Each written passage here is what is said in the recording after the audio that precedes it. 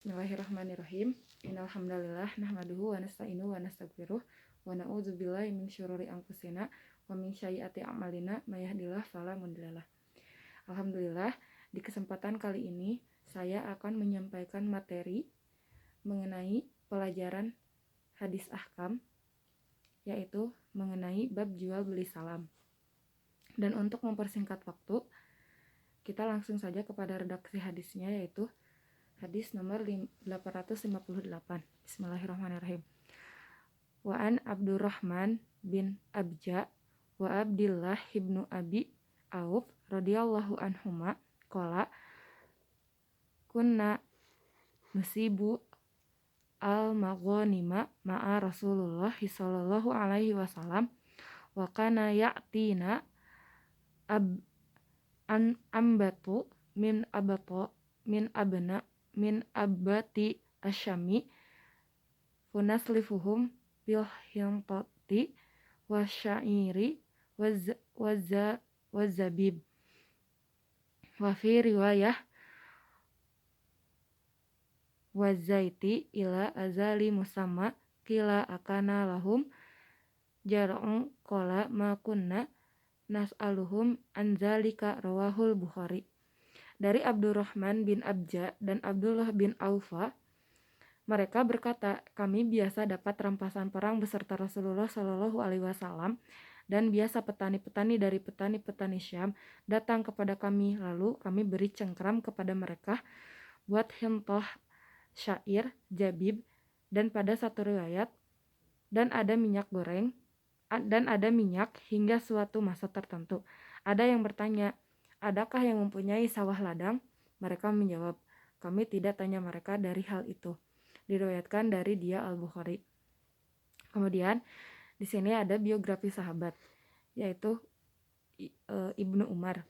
Nama rawi adalah Abdullah bin Alqamah bin Khalid bin Al-Haris. Nama populernya Abdullah bin Abu Aufa Al-Aslami. Kunyahnya Abu Ibrahim, lakabnya Ibnu Abi Aufa, rutbahnya sahabi. Beliau termasuk tabaqah ke-1. Tempat tinggalnya di Sam, tahun wafat 87 Hijriah, dan diriwayatkan oleh Bukhari dan Muslim. Kemudian tahrij hadis. Hadis ini diriwayatkan oleh Imam Al-Bukhari dalam sahihnya nomor 2254, bab al-islami ila azali ma'lumi, juz 3. Kemudian Abu Daud di dalam kitab sunannya bab fi al-salaf juz 3 nomor 3466.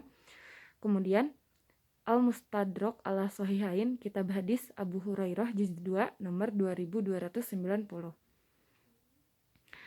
Kemudian derajat hadis ini berdasarkan jumlah rawi, maka hadis ini termasuk ke dalam hadis ahad, gharib.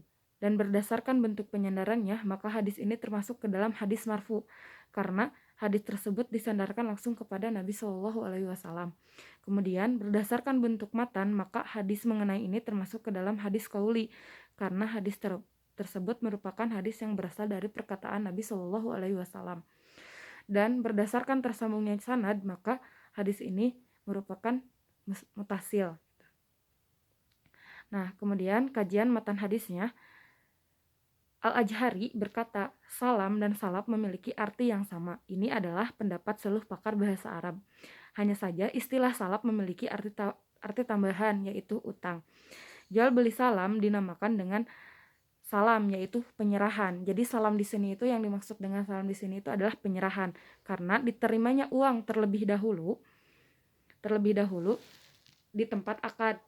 Jual beli salam juga dinamakan dengan jual beli salaf, yaitu terdahulu, karena uangnya sudah diberikan terlebih dahulu sebelum waktu penyerahan barang perniagaan. Barang perniagaan itu ya barang transaksinya gitu.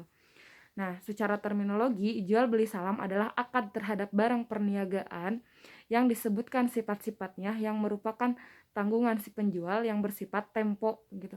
Kalau untuk sekarang ya, kalau dibawa hadis ini ke dalam konteksnya hari ini seperti pre-order.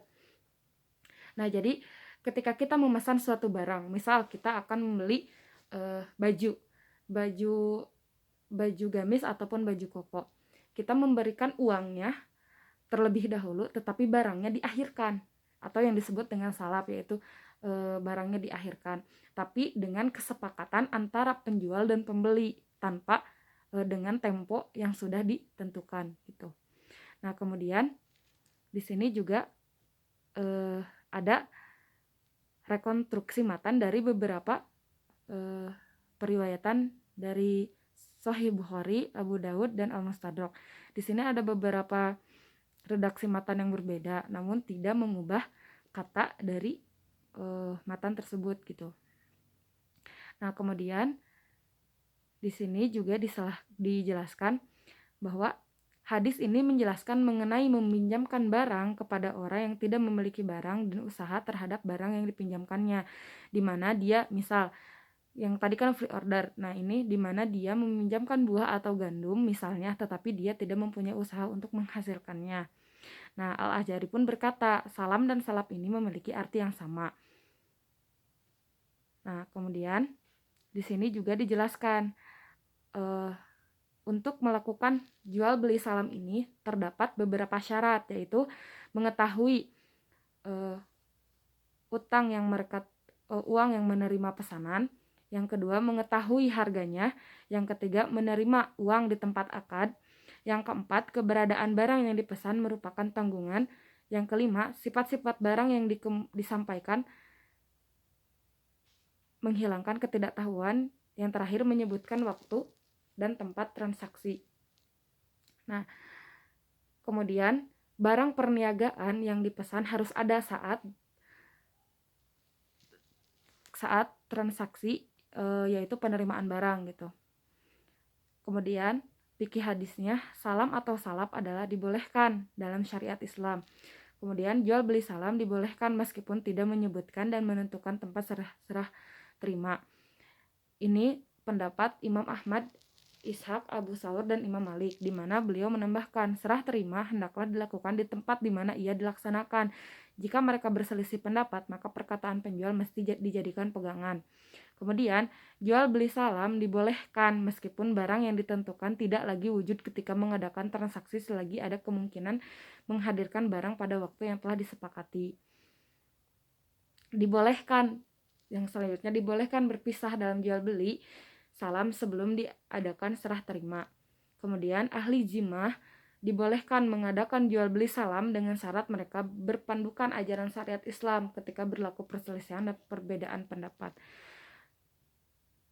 Nah, kemudian Rasulullah pun menyampaikan bahwa hadis ini memang bisa dijadikan sebagai hujah. Nah, kesimpulannya adalah jual beli salam yaitu jual beli transaksi atau perniagaan yang dilakukan ketika dua orang yang melaksanakan akad, misal yang tadi dijelaskan ketika saya akan membeli baju gamis ataupun koko gitu kan ya, uangnya sudah diberikan tetapi barangnya belum, karena misal dijahit dulu gitu kan atau apa gitu, itu dibolehkan dalam Islam asal dengan syarat-syarat yang sudah tadi disampaikan gitu.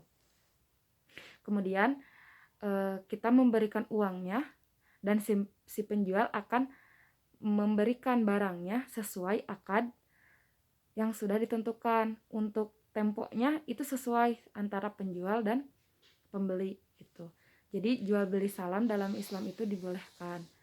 Nah, mungkin itu yang bisa saya sampaikan. Terima kasih. Mohon maaf jika ada kesalahan dalam menyampaikan. Sekian dari saya. Wassalamualaikum warahmatullahi wabarakatuh.